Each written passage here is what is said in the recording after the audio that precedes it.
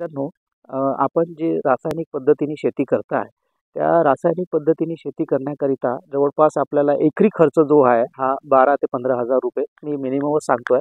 पण जवळपास सगळ्या शेतकऱ्यांना या कुठल्याही पिकाला जवळपास एवढं खर्च येतोच आहे. ॲव्हरेज म्हणतोय आम्ही.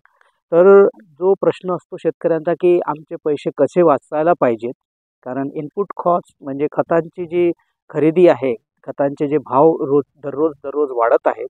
त्या भावामुळे शेतकऱ्यांचा जो मानसिक ताप वाढतो आहे, की एवढे पैसे कसे लागणार काय? तर त्याचकरिता आम्ही जे आमचं संशोधन आहे, की आम्ही पर्यावरण, शेती म्हणजे माती, पर्यावरण आणि माणसं या सगळ्यांचा विचार करून आम्ही हे जैविक प्रॉडक्ट बनवतो.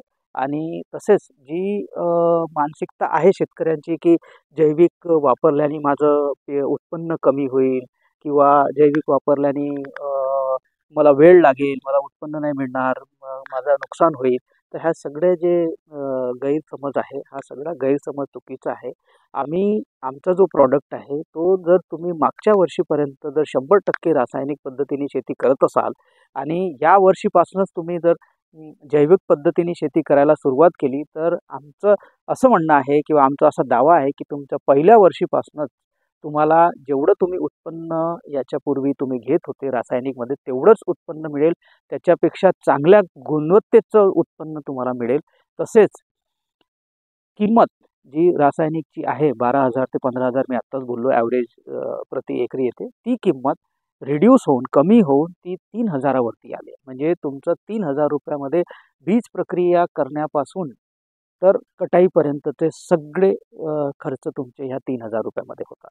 तर अशा पद्धतीचं हे आहे. आणि आम्ही का बरं म्हणतो, कारण आता रासायनिक खतं वापरून जी जमिनीची पोत कमी होत चाललेली आहे, जी सुपीकता नष्ट होत चालली आहे, तर ती सुपीकता वापस कशी यायला पाहिजे त्याकरिताच फक्त आपल्याला जैविक वापरणं आहे. कारण जैविक जोपर्यंत वापरणार नाही तोपर्यंत आपण चांगलं खाणार नाही.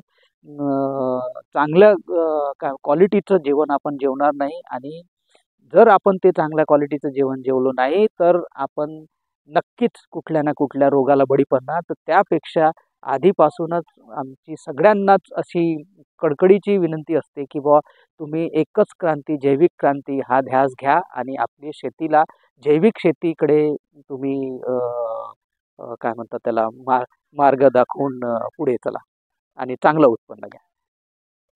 धन्यवाद.